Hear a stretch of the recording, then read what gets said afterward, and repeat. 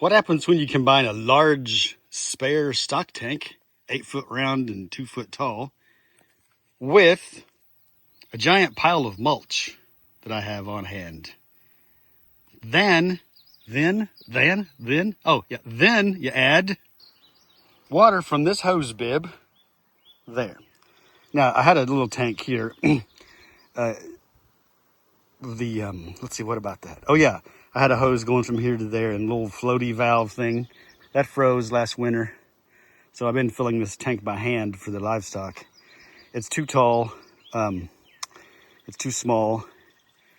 And I'm gonna make this phase 2 happen for the deer. I call it my livestock. It's just wild deer and other varmints and creatures. All right, I have moved a lot of mulch in place. Actually, the mulch was already piled here by the mulch service. They trim the electrical lines of tree limbs, and we signed up for that free service to bring the extra mulch. And so this pile has been smoothed out. I had the tank temporarily there to make sure it's level, and I'm getting real close to being level. There's no rocks and there's no heavy duty things.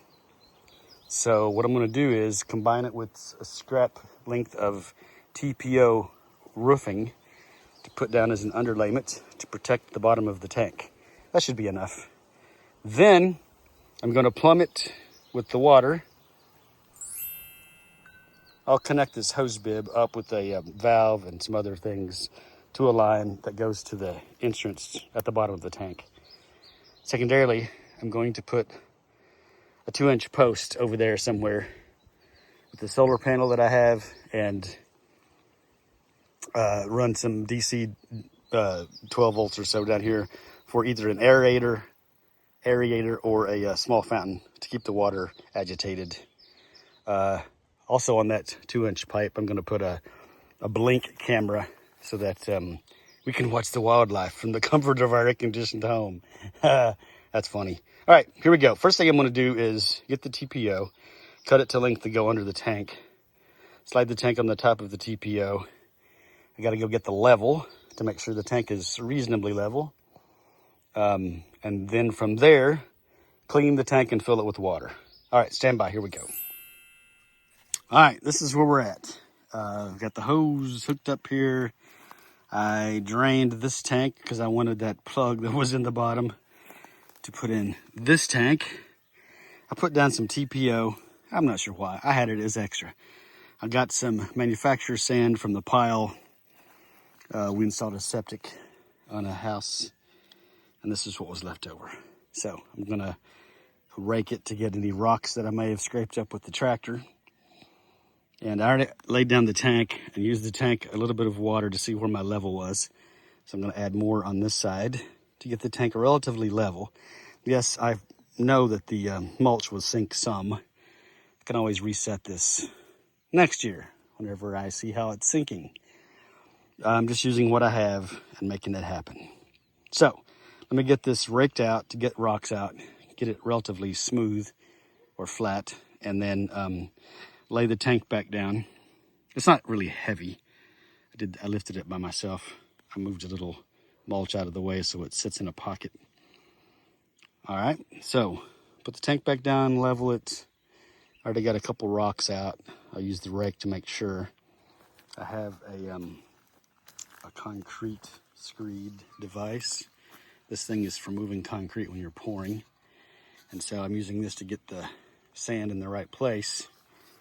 Then I will use a regular rake like this to get some rocks out if there are any in there.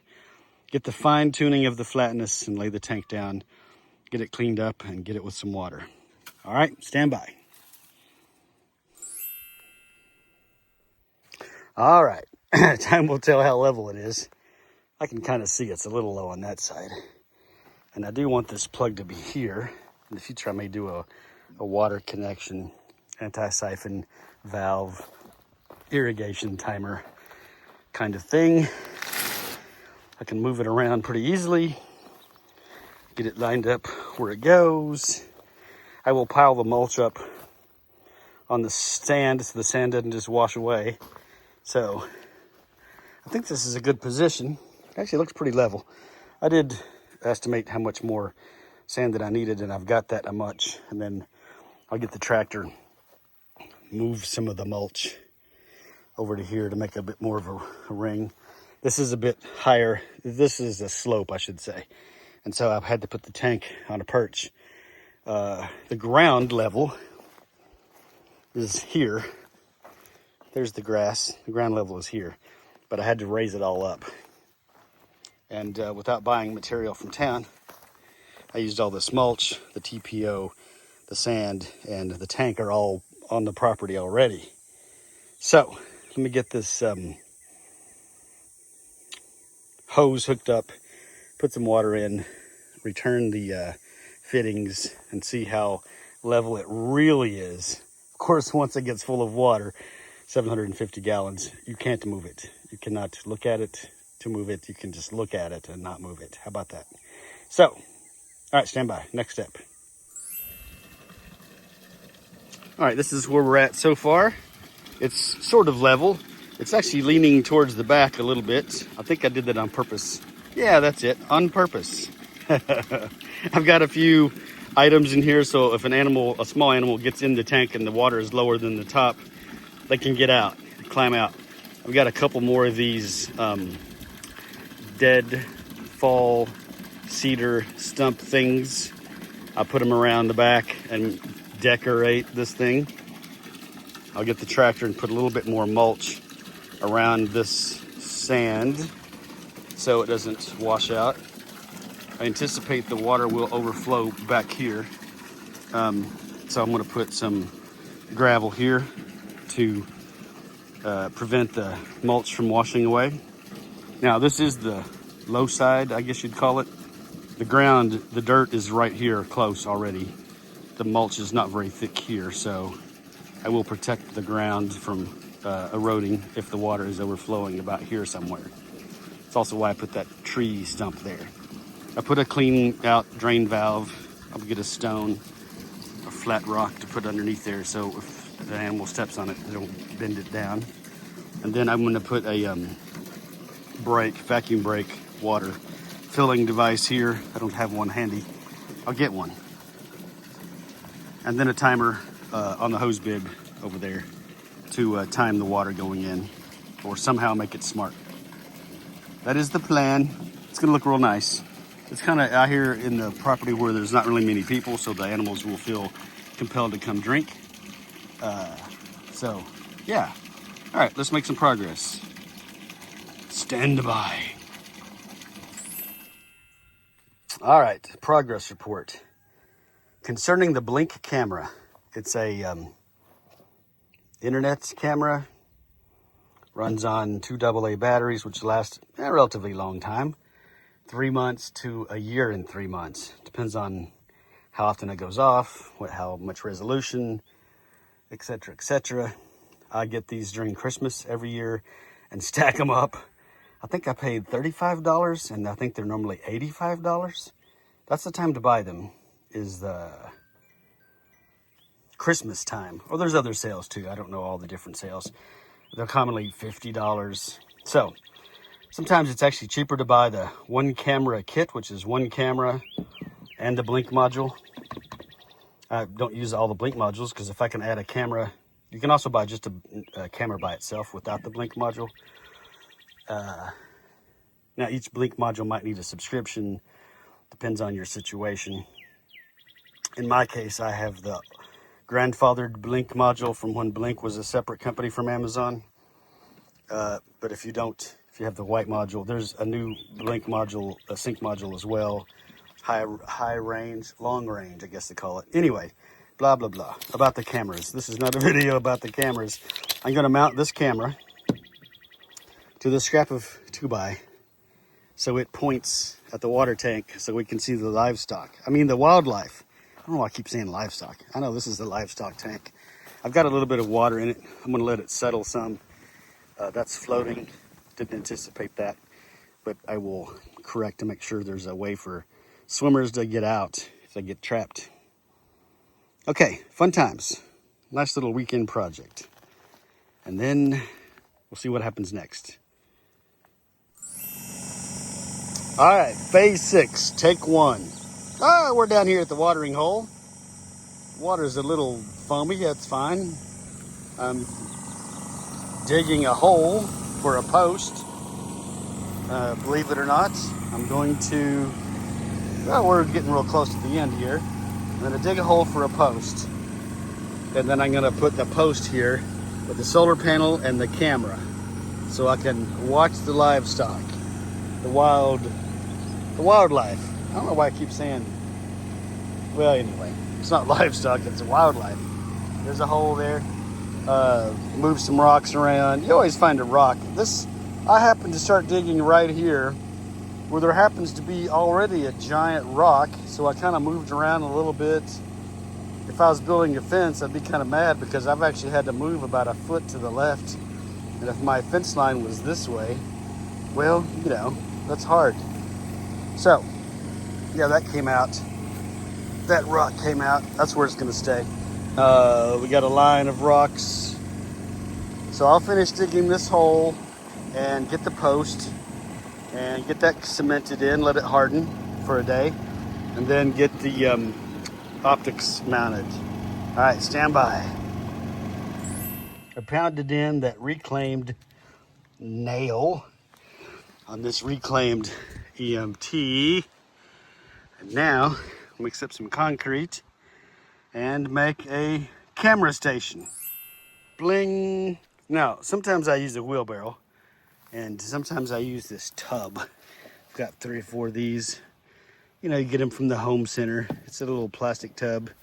I think I can just get that organized about like that.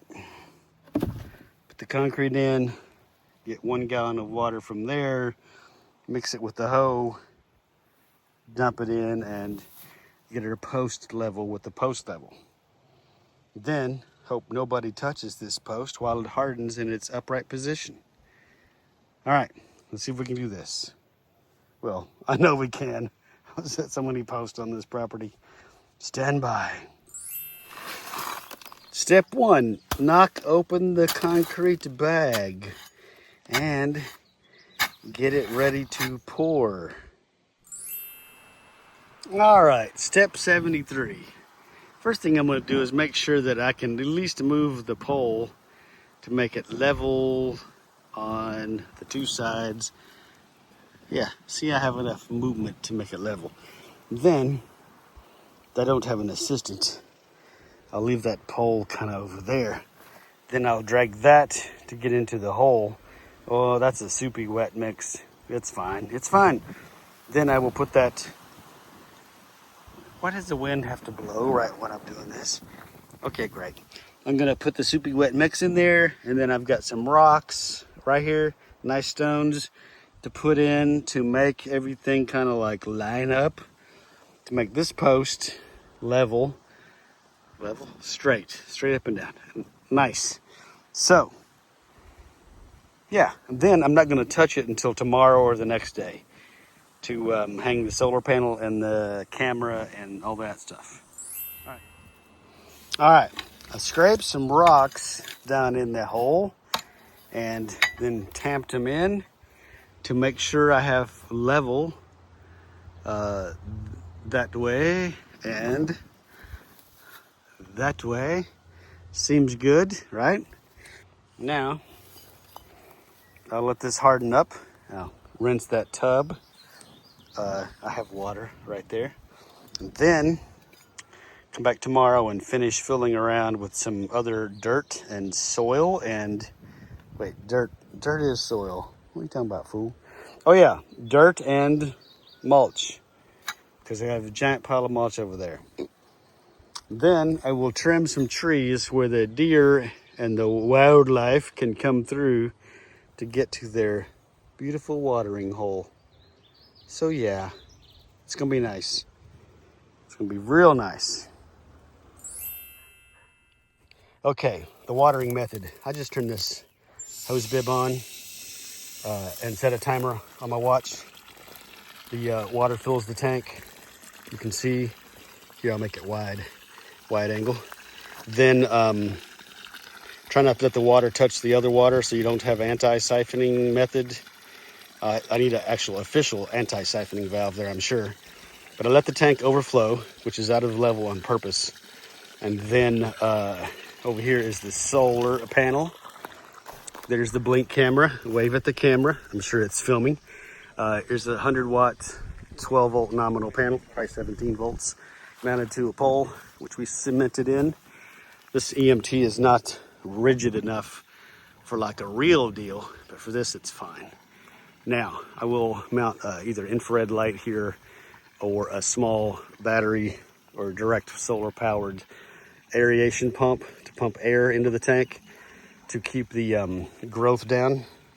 Hadn't done that yet. It's on the list. So I'll show you some wildlife scenes now. You can see that the animals love this little tank.